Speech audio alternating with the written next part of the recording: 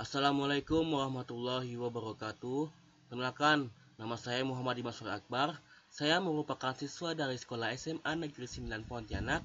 Di sini saya akan mempresentasikan materi informatika bab 3, yakni berjudul berpikir komputasional dan algoritma pemrograman. Materi ini disusun oleh saya sendiri, Muhammad Dimas Akbar, dan dipimpin oleh guru mata pelajaran Bu Dwi Ria Ibtadisma, Sarjana Komunikasi. Berikut adalah presentasinya. Berikut ini adalah peta konsep. Peta konsep untuk bab ini terdiri atas 3 subbab. Yang pertama ada berpikir komputasional, manfaat dan cara berpikir komputasional, dan algoritma pemrograman yang terdiri atas banyak sekali jenis-jenis sub-subnya lainnya. Selanjutnya ada di tujuan pembelajaran. Ini adalah tujuan pembelajaran dari mempelajari bab ini. Ada sekitar 4 poin. Yang pertama, solusinya adalah untuk menghasilkan berbagai alternatif solusi dengan harapan kalian mampu memilih dan menemukan solusi terbaik. Yang kedua, mengenal beberapa proses standar yang sederhana seperti array dan sebagainya. Kemudian yang ketiga adalah dilakukan juga untuk mengetahui adanya algoritma standar yang efisien untuk keperluan tertentu. Nah, pada akhirnya kalian akan mampu untuk mengevaluasi. Selanjutnya kita akan masuk ke selanjutnya. Yang pertama adalah A, bab sabab berpikir komputasional. Artinya merupakan proses memecahkan masalah dengan menggunakan konsep-konsep yang umum digunakan dalam ilmu komputer. Nah, terdiri atas 4 pola pikir kawan, yakni ada 1 dekomposisi, yakni memecah masalah besar dan kompleks menjadi masalah-masalah yang lebih kecil dan sederhana. Misalnya, jika Anda ingin membuat sebuah aplikasi game, Anda akan memecahnya menjadi bagian-bagian seperti membuat karakter, membuat level, sebagainya. Yang kedua adalah pengenalan pola atau pattern recognition.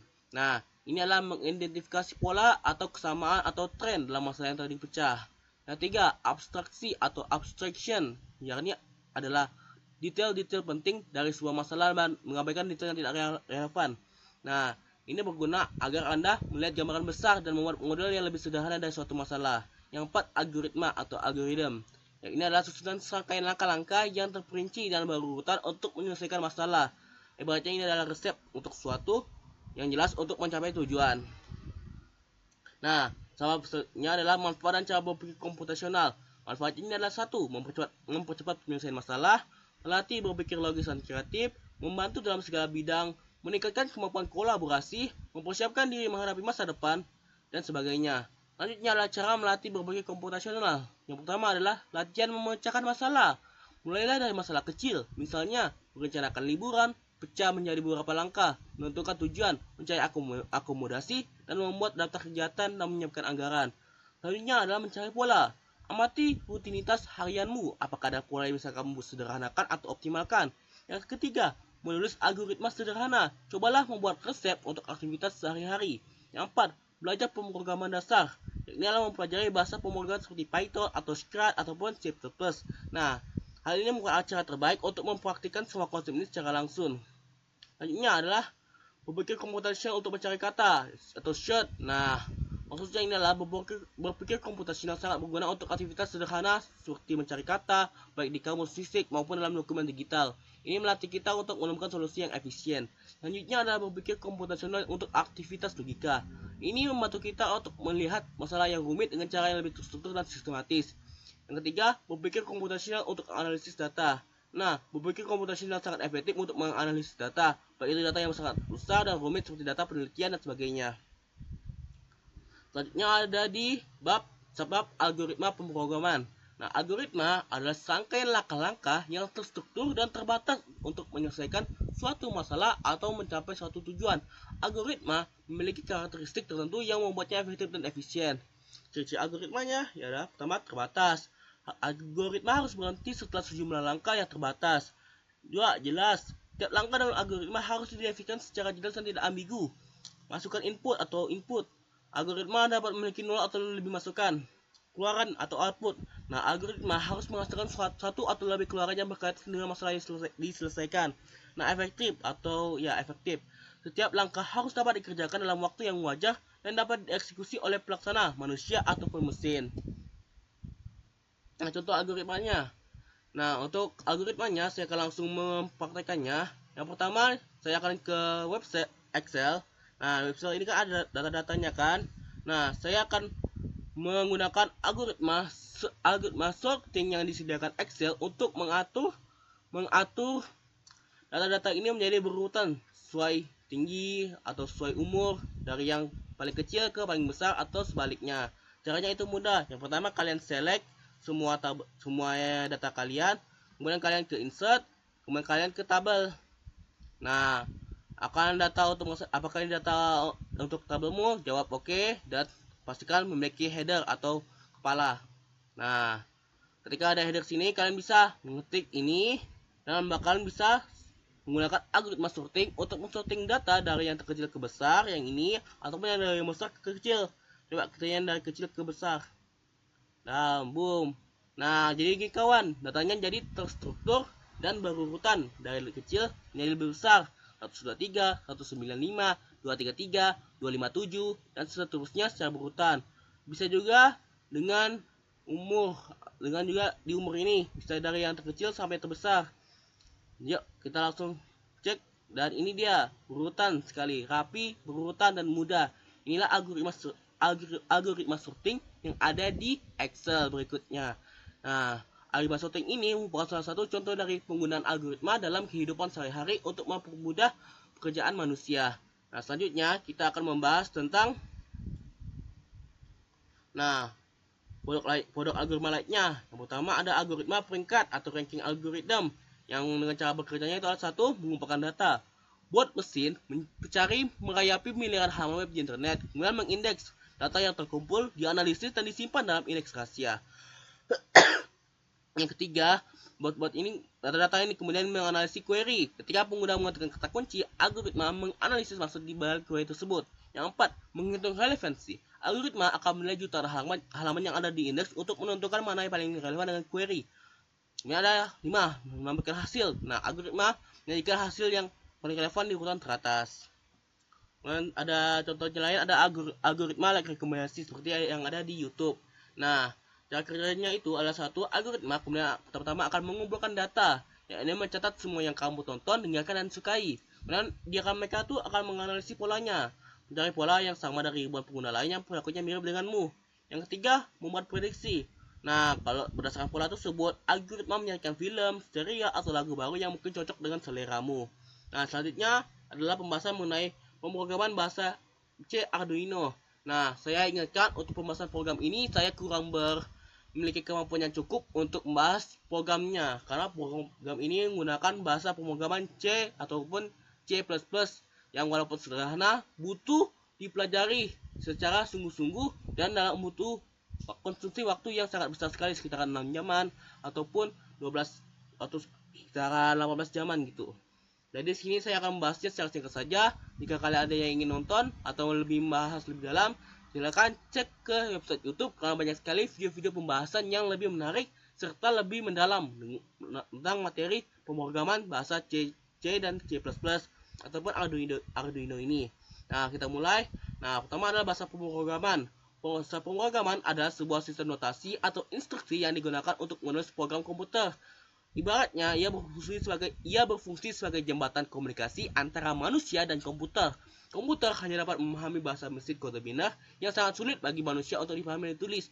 Nah, bahasa pemrograman diciptakanlah untuk mempermudah proses ini, mengubah instruksi yang mudah dipahami manusia menjadi kode yang dapat dieksekusi oleh komputer. Sementara pemrograman bahasa C Arduino adalah cara untuk memberikan instruksi kepada microcontroller Arduino menggunakan bahasa pemrograman C dan C++ yang disederhanakan. Selanjutnya adalah struktur dasar program Arduino. Nah, struktur dasar program Arduino yang bisa disebut scheme adalah fondasi dari setiap kode yang kamu tulis. Scheme ini dibangun di atas bahasa pemrograman C++, tetapi disederhanakan dengan fungsi-fungsi khusus untuk memudahkan interaksi dengan perangkat keras. Ada dua fungsi utama yang akan dimulai.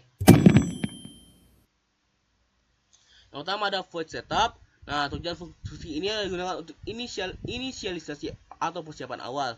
Semua kode dalam fungsi ini hanya akan dieksekusi satu kali ketika Arduino pertama kali dihidupkan atau di reset. Selanjutnya ada isi kode. Nah, di sini kamu mendefinisikan konfigurasi awal dari pin-pin Arduino dan komponen lainnya, yang mengatur pin sebagai input atau output dengan fungsi pin model, mulai komunikasi serial untuk menampilkan data ke komputer dengan serial.begin, mengatur nilai awal variabel atau kondisi.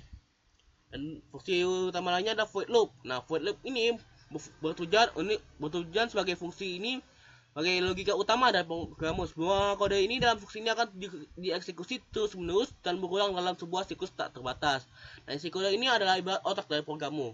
Nah, di sini kamu meletakkan instruksi yang perlu dijalankan secara berulang, seperti membaca data sensor, mengontrol aktuator, seperti menyalakan LED, menggerakkan motor, dan Anda membuat keputusan berdasarkan kondisi tertentu.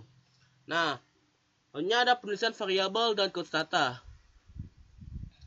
Untuk penulisan pengenalan pemrograman bahasa C Arduino digunakan sebagai konvensi penulisan. Sangat penting untuk membuat kode yang rapi, mudah dipahami dan mudah dibaca dan mudah dipahami baik oleh dirimu sendiri maupun orang lain.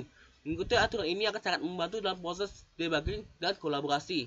Nah, ada variabel dan konstanta. Nama variabel. Untuk variabel itu ini LED pin ini merupakan variabel. Huruf pertama gunakan camel case. Ini adalah tata kebahasaannya. Huruf pertama kata pertama kecil, huruf pertama kata selanjutnya besar. Nama variabel harus deskriptif sehingga fungsinya jelas. Nih, kata pertama kecil, kata kedua ya ini pin satu, yang P ini kapital, ini jelas. Nah, ini salah karena tidak jelas, karena pendek sekali. Untuk nama konstanta gunakan uppercase.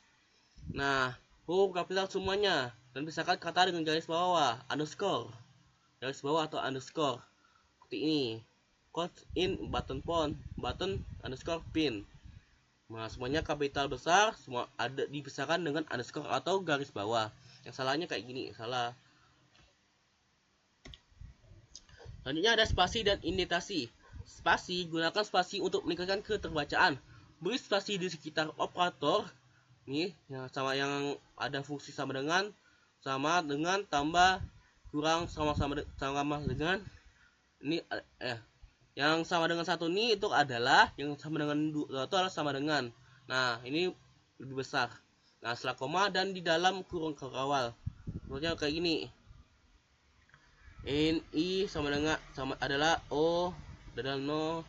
Nah, ini koma dan dalam kurung kawal dan I lebih kecil daripada 10, I plus gitu. Tulisannya kayak gini. Nah, indentasi gunakan indentasi tab atau beberapa spasi untuk setiap blok kode di dalam kurung awal. Ini menunjukkan hierarki dan struktur kode. Arduino IDE akan melakukan ini secara otomatis saat kamu menggunakan auto format Ctrl E ataupun Command plus T. Nah, komentar.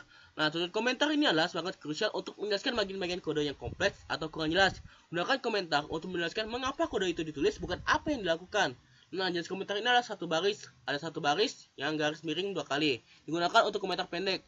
Contohnya kayak gini. Digital wire LED pin high. Ini fungsinya ini adalah komentarnya adalah menyalakan LED. Nah, untuk baris banyak kayaknya bakal kayak gini. Digunakan untuk komentar panjang biasanya di awal program yang memberikan deskripsi umum contoh kayak gini. Boom. Ada garis miring, bintang, kemudian bintang-bintang lagi. Kemudian garis miring, kemudian bintang dan garis miring untuk menutup komentar.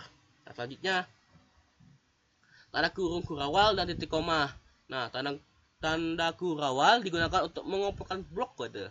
Pastikan setiap kurung kurawal pemuka yang ini memiliki pasangan kurung kurawal penutup ini. Selalu tempatkan kurung kurawal pada baris yang sama dengan pernyataan yang mereka sertai, misalnya if, for, while atau nama fungsi. Nah, titik koma. Setiap pernyataan atau instruksi harus diakhiri dengan titik koma.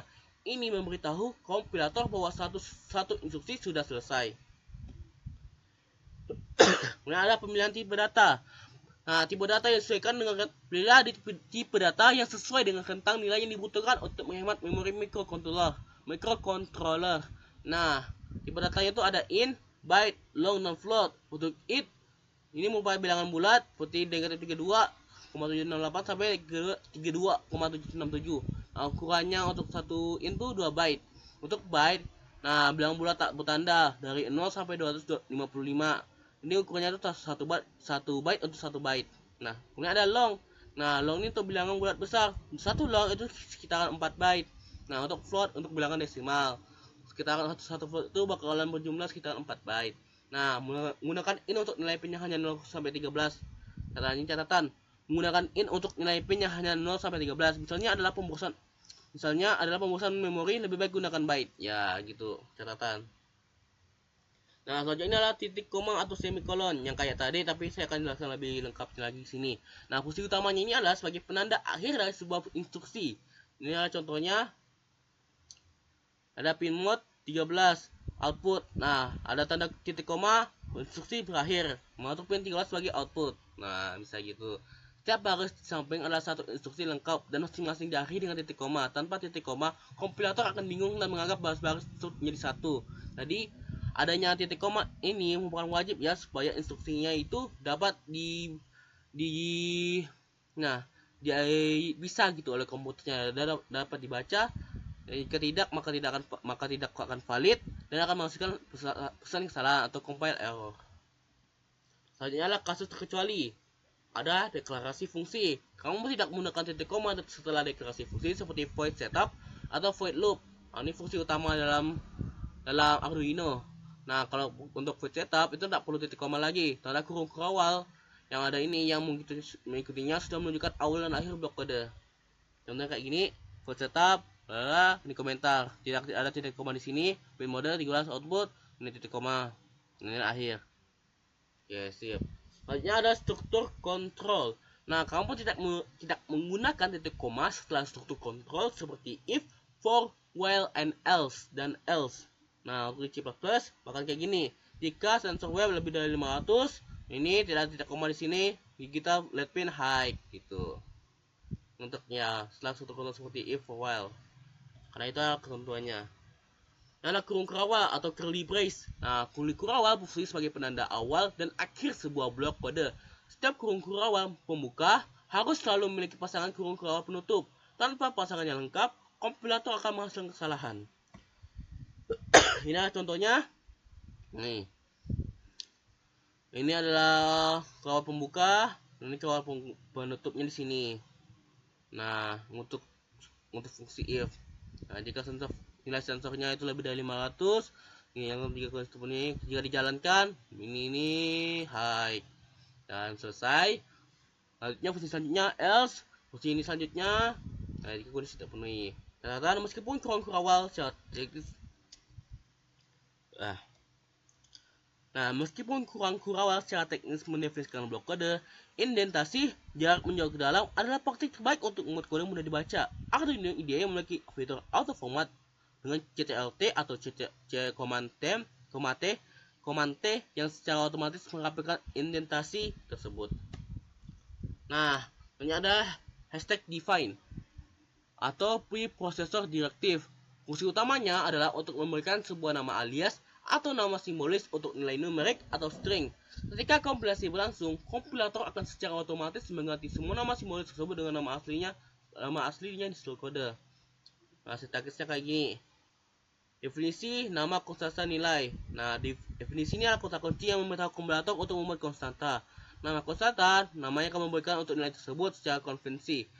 Secara konvensi, nama ini ditulis dengan huruf kapital semua dan menggunakan garis bawah untuk memisahkan kota.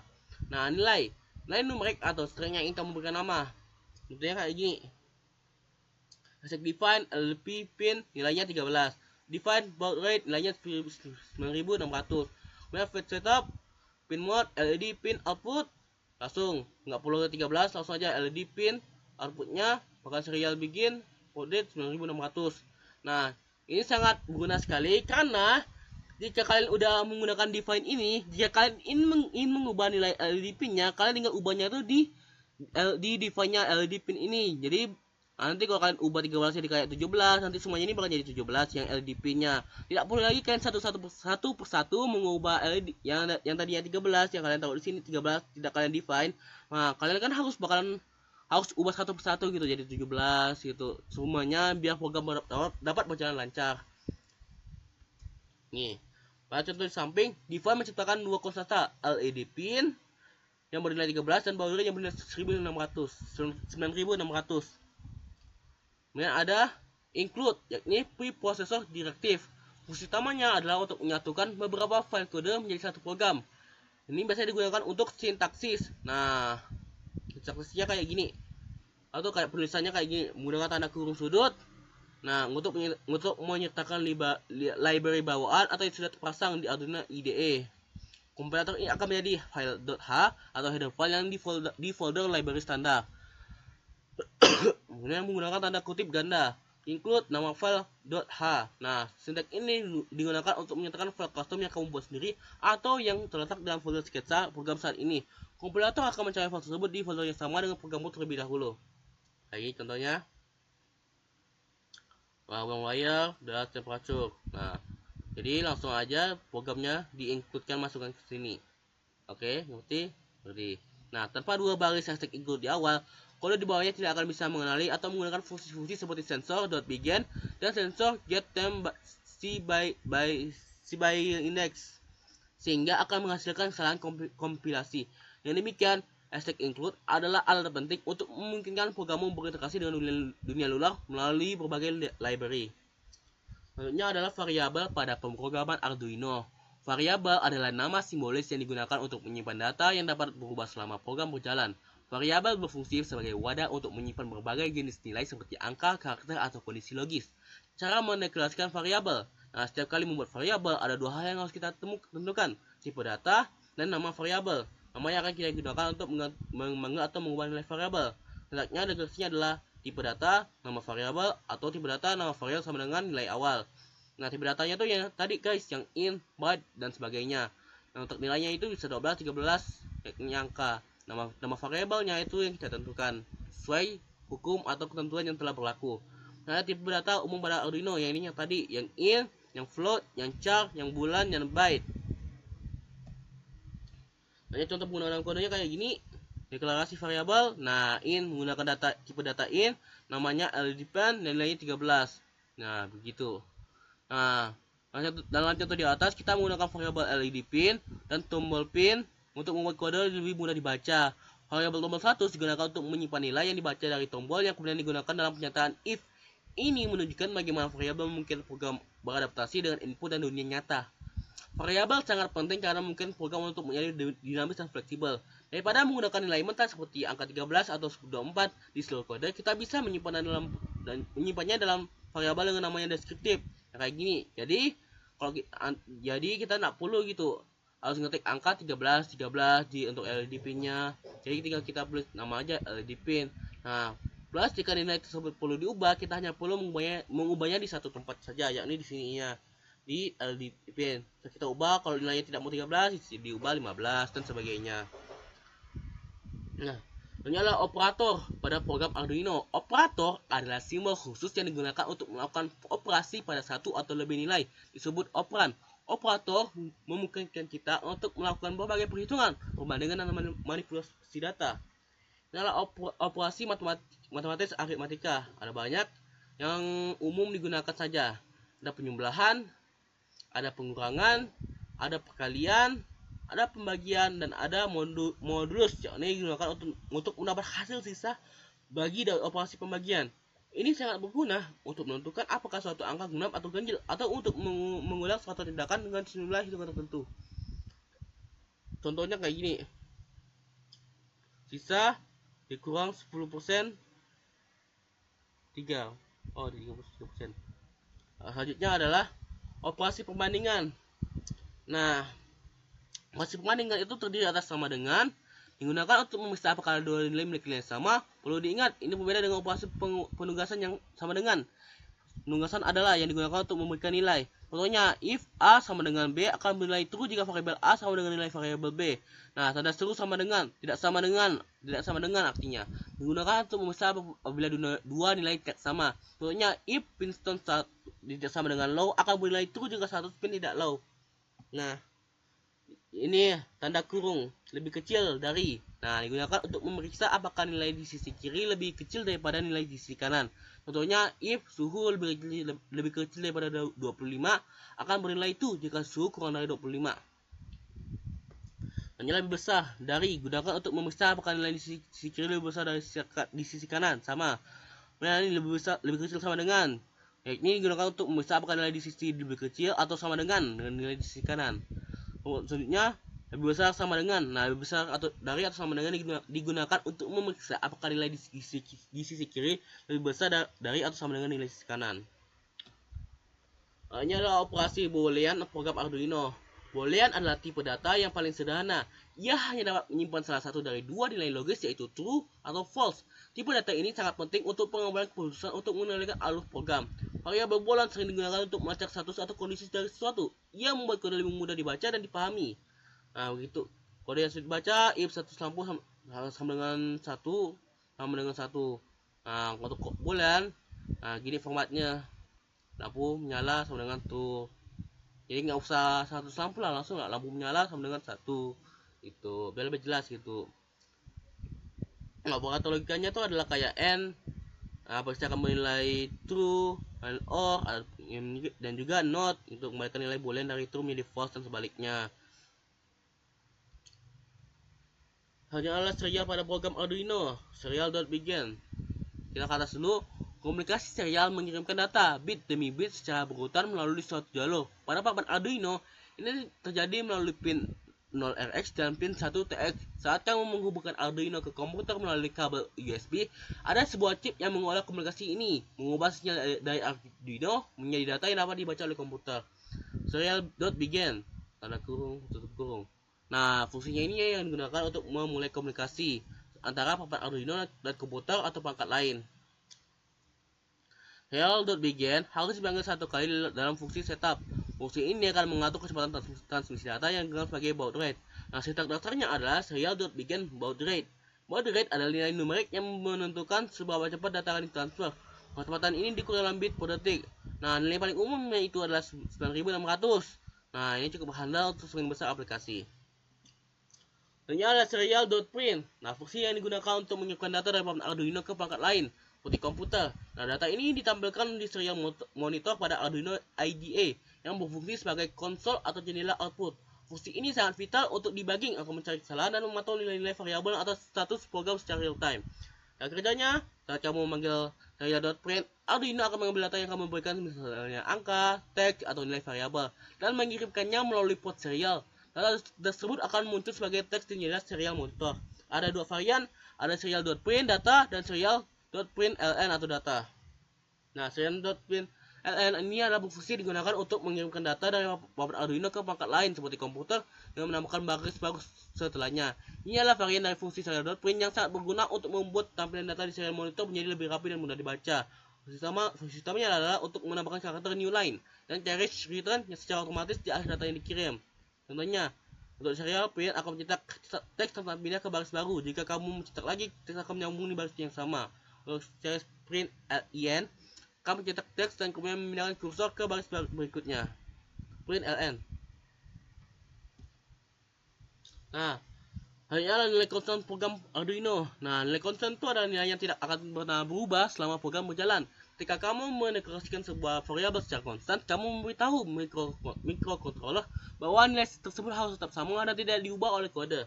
Nah, nilai konstan digunakan untuk mewakili kondisi logis. Mereka ada satunya yang dapat disimpan dalam tipe data boolean, true atau false, benar atau salah. Nah, true mewakili kondisi yang benar atau aktif. Secara numerik itu setara nilai 1 atau nilai 0 lainnya. Selanjutnya adalah false. Nah, memiliki kondisi yang salah atau tidak aktif. Secara numerik, false setara dengan nilai 0. Kemudian high dan low. Konstanta yang digunakan untuk mengontrol atau membaca status pin digital. Kedua konstanta ini mewakili tegangan yang memungkinkan kamu untuk berkomunikasi dengan komponen elektronik secara digital. Apa itu high and low? High mewakili keadaan aktif atau logika. 1. Ketika sebuah pin digital diatur ke high sebagai output, Arduino akan mengirimkan tegangan sebesar 5 volt secara numerik, high secara dengan nilai 1. Nah, low memakai keadaan tidak aktif atau logika 0.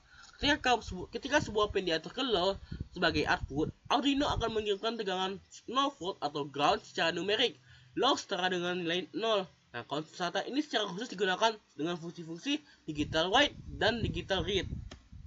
Hanya adalah input atau output. Konstanta yang sangat penting untuk mendefinisikan peran dari pin-pin digital di papan Arduino. Mereka memberitahu microcontroller apakah sebuah pin akan digunakan untuk menerima atau mengirim sinyal. Apa itu input? Nah, input itu digunakan untuk membaca sinyal dalam sebuah komponen eksternal. Pin yang diatur sebagai input memiliki impedansi tinggi yang sangat kecil arus yang masuk, yang memungkinkannya untuk mendengarkan sinyal dari perangkat lain seperti sensor atau tombol. Nah, pinnya itu seperti telinga atau mata. Ia hanya menerima informasi saja. Nah, fungsi terkaitnya itu adalah digital read dan digital write. Untuk output itu digunakan untuk mengirim sinyal atau memberikan daya ke komponen eksternal. Pin yang diatur sebagai output dapat mengirimkan arus untuk menyebabkan komponen seperti LED atau menggerakkan motor. Nah, analoginya, pin itu ibarat seperti mulut atau tangan yang memberikan perintah atau tindakan ke dunia luar, contohnya LED. Selanjutnya adalah perintah pin digital 1 atau 0 pada Arduino. Nah, di Arduino Anda bisa mengirimkan perintah digital 1 atau 0 untuk mengendalikan komponen elektronik. Perintah ini mengacu pada tegangan tinggi, high atau 1, dan tegangan rendah, low atau 0, yang merupakan dasar dari logika digital. Pin mode. Pin mode ini adalah mengatur cara sebuah pin berperilaku, apakah akan menerima sinyal input atau mengirimkan sinyal output. Perintah pin mode hanya memiliki dua argumen, nomor pin yang Anda ingin atur, mode yang ingin Anda inginkan, input, output, atau input pull up. Nah, digital read pin berfungsi untuk membaca nilai tegangan pada pin digital yang telah diatur sebagai input. Perintah ini akan mengembalikan salah satu dari dua nilai. High jika pin tersebut mendeteksi tegangan tinggi seperti 5V, low jika mendeteksi tegangan rendah. Nah, digital write pin value untuk mengirimkan sinyal digital ke sebuah pin. Sinyal digital ini berupa tegangan tinggi, high atau rendah, yang merupakan representasi dari logika 1 atau 0. Pin, nomor pin digital yang akan Anda kendalikan, value yang Anda kirimkan, yaitu high atau low. Nah, ini ada digital read pin. Ini ada cara fotonya, contohnya read pin, tombol pin. Nah, ini kita read tombol pin. Jika tombol diletakkan pada pin membaca high. Oke. Kemudian ada digital write atau pin value. Ini ada contohnya. Contoh di atas kita menggunakan digital write pin